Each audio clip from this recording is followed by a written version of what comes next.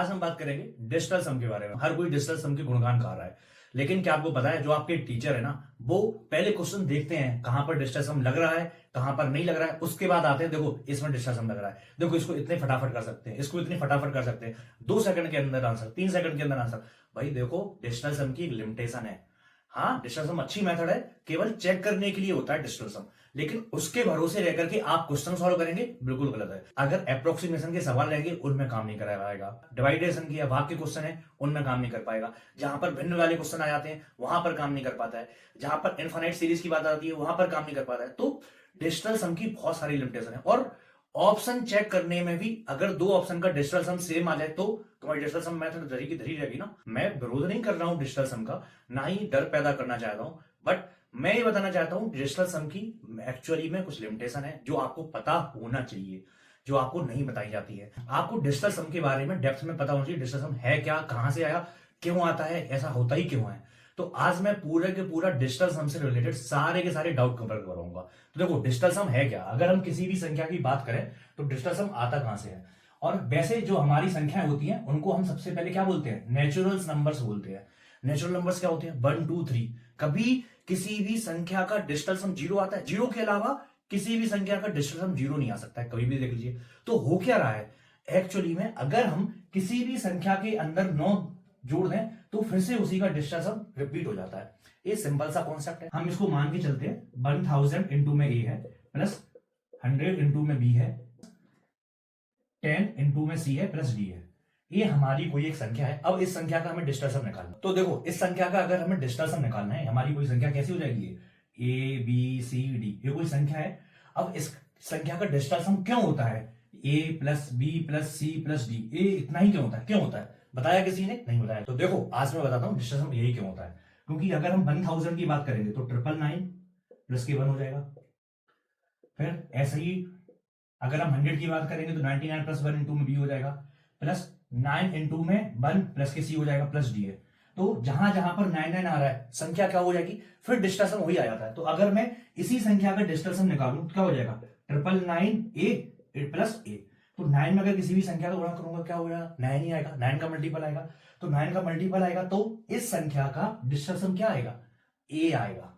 ठीक है, तो ए आ गया, ऐसे इसका बी आ गया, ऐसे इसका सी आ गया, इसका डी आ गया। तो इसलिए डिजिटल सम जो होता है वो हमारा संख्या के अंकों का योग होता है। पहला चीज क्लियर। अब 9 के बाद रिपीटिशन क्यों होता है वो मैं बता चुका हूं, क्योंकि नेचुरल नंबर 1 2 3 4 5 6 7 8 9 होते हैं। जब हम यहीं से स्टार्टिंग करते हैं 9 के बाद क्या हो जा रहा है हमारा 1 2 3 4 5 6 8 9, 9 के बाद फिर हमारी अलग से संख्याएं स्टार्ट हो जा रही है ना। तो 9 के अंदर हमने जो भी ऐड किया फिर वही संख्या हमारी क्या बन गई, उसका डिजिटल सम वही आ गया। 9 के बाद क्या है, रीसेट हो जाता है। ऐसा क्यों होता है, ऐसा होता है हमारा दशमलव प्रणाली के कारण।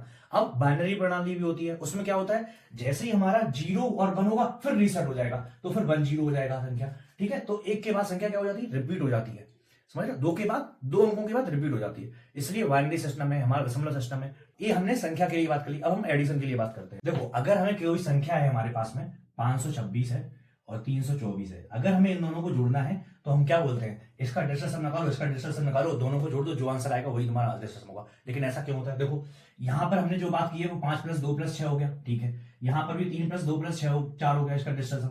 अब जो जोड़ आएगा हमारा वो इन दोनों के जोड़ के बराबर ही होगा। क्यों होगा उसकी बात करते हैं, क्योंकि देखो अगर हम इसका डिजिटल सम निकाल करके हमने मान लिया कोई सिंगल डिजिट आ गई हमारे पास में, ठीक है, ए, और इसकी सिंगल डिजिट बी आ गई, तो इसका डिजिटल सम क्या आएगा, ए प्लस बी आएगा, ए प्लस बी आएगा, है ना। अब यही आएगा ए प्लस बी। और अगर हम यहां पर देखें तो हमने क्या कर दिया, 5 प्लस 3 इंटू में, अगर हम यहां पर करें क्या हो जाएगा, इंटू में 100 हो जाएगा। फिर यहां पर हम करेंगे तो क्या हो जाएगा, 2 प्लस 2 इंटू में 10 हो जाएगा, प्लस 6 प्लस 4। मैंने किया क्या है यहां पर बताता हूं। अगर मैं इकाई बोलूं, दहाई बोलूं और सैकड़ा बोलूं, तो मेरी जो सैकड़े की इकाई है, सैकड़े की जो डिजिट है, उन दोनों को ऐड करके इंटू में 100 कर सकता हूं, बिल्कुल कर सकता हूं। ऐसी जो दहाई का अंक है उसको जोड़ करके मैं 10 का गुणा कर सकता हूं, बिल्कुल कर सकता हूं। और जो मेरे इकाई का अंक है उसको ऐसे लिख सकता हूं, बिल्कुल लिख सकता हूं। अगर मैंने इनको ऐसे लिख दिया तो क्या होगा मेरा, तो यहां पर 100 है तो क्या हो जाएगा 99 प्लस 1। तो हमारा इसका डिजिटल सम कितना आएगा, 5 प्लस 3 आएगा, इसका 2 प्लस 2 आएगा, और इसका 6 प्लस 4 आएगा। और हमारी संख्या क्या है, जोड़ने के बाद आई, तो देखो यही संख्या हो गया। इन दोनों को जोड़ करके जो फाइनल संख्या आएगा, डिजिटल सम आएगा, वो इसलिए इन दोनों के बराबर होता है। क्लियर। अगर हम यही माइनस की बात करें तो माइनस में क्या होता है, अगर जैसे हम किसी संख्या 9 जोड़ रहे हैं तो उस संख्या का डिजिटल सम रिपीट हो जाता है। अब ऐसे ही देखो 10 है, 10 में से अगर मैं 9 घटाऊंगा तो क्या आ जाएगा, 1 आ जाएगा। इसका डिजिटल सम 1, इसका डिजिटल सम 1। तो हमारा क्या होता है, 9 जोड़ने या 9 घटाने से डिजिटल सम सेम रहता है। ठीक है, तो ऐसे ही ये हमारा जोड़ के लिए, यही हमारा किसके लिए हो जाएगा, माइनस के लिए हो जाएगा। अब मैं बात करता हूं तुम्हारे मल्टीप्लीकेशन के लिए। मल्टीप्लीकेशन के लिए कैसे आता है उसकी बात करता हूं। देखो सिंपल सा मैथ है, हम मल्टीप्लीकेशन जब करते हैं ना, अगर हमें किसी संख्या का मल्टीप्लीकेशन करना है 45 इंटू में 32, इसको मैं क्या बोल सकता हूं, 45 को 30 बार ऐड करने पर, 32 बार 1 2 3 ऐसे हमें 32 बार अगर मैं ऐड करूंगा 45 को, तो जो आंसर आएगा वही मल्टीप्लीकेशन होगा। या इसको ऐसा भी बोल सकता हूं, 32 को ऐसे ही बार बार ऐड करूं, 32 प्लस 32 45 टाइम्स अगर मैं ऐड करूं इसको, तो जो मेरा आंसर आएगा वही मेरा इन दोनों का मल्टीप्लीकेशन आएगा। सिंपल। जैसे मैंने क्या बताया था अभी, 5 प्लस 2 प्लस 6, अगर जैसे मेरी दो संख्या है ना 6 2 5 और 6 2 5, तो अब इसका जो मेरा डिजिटल सम आया वो क्या आया, 6 प्लस 2 प्लस 5 हो गया। इसका भी क्या आया, 6 प्लस 2 प्लस 5 हो गया। अब मैंने इसको 9 बार जोड़ा है तो क्या हो जाएगा, 6 प्लस 2 प्लस 5 इंटू में 9 हो जाएगा।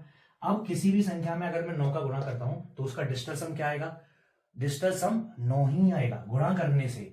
9 का अगर मैंने किसी संख्या में गुणा कर दिया तो उसका डिजिटल सम हमेशा 9 आएगा। ठीक है, अब देखो यहां पर वो कह रहा है, यहां पर 45 है और 32 है, तो अगर मैं 32 को 9 9 के पेयर में निकालूं तो क्या हो जाएगा मेरे पास में, अगर मैं 32 को मैं ऐसे लिख दूं, कैसे लिख सकता हूं, 3 इंटू में 10 प्लस के 2, यही लिख दिया। तो अगर मैंने 45 इंटू में 32 था ना, है ना, इसी एग्जांपल से समझते हैं। देखो 32 है तो 32 को क्या मैं लिख सकता हूं, 30 प्लस के 2, ये लिख सकता हूं। अब मैंने क्या लिख दिया, 3 इंटू में 9 प्लस के 1 इंटू में 2, यही हो गया। अब मेरा जितने भी बार भी 9 का मल्टीपल होगा वो क्या होगा, हमेशा वो हमारा मल्टीप्लिकेशन करने के बाद उसका डिजिटल सम 9 ही आना है। ठीक है, तो इसका अगर मैं क्या लिख सकता हूं, 45 इंटू में 3 इंटू में 9 प्लस 3 और फिर प्लस 2, ये लिख सकता हूं। इसका आंसर 32 ही आएगा, ये लिख सकता हूं। अब अगर मैं 45 को इससे गुणा करूंगा तो 9 ही आना है, तो इसको मैंने हटा दिया, क्या हो गया, 3 2 5 होगा। क्या कि यहां पर हमारा क्या हो गया, यहां पर भी हमारा डिजिटल सम आ गया और मल्टीप्लाई में यहां पर भी डिजिटल सम हो गया। फिर इसलिए हमारा जो भी संख्या आएगा उसका जो आंसर होता है मल्टीप्लिकेशन में वो हमारा डिजिटल सम योग होता है। ठीक है, समझ में आया। ऐसे ही हमारा अगर डिवाइडेशन की बात करूं, डिवाइडेशन के लिए, डिवाइडेशन में इसकी कुछ लिमिटेशन है। डिवाइडेशन में जो है ना वो पूरा का पूरा भाग जाना चाहिए, तभी डिजिटल सम काम करता है, वरना काम नहीं करता है। अगर जैसे मैं 0.37 का बार लगा दूं तो होगा क्या, इसका जो आंसर आता है वो 37 डबल और 37/99 आता है। अब इसका आंसर क्या आएगा, अगर मैं 37/99 कर दिया हूं तो इसका आंसर क्या आता है, 0.37 फिर 37 फिर 37 फिर 37, ऐसा ऐसा है। अब तुम कहां तक जोड़ते चले जाओगे।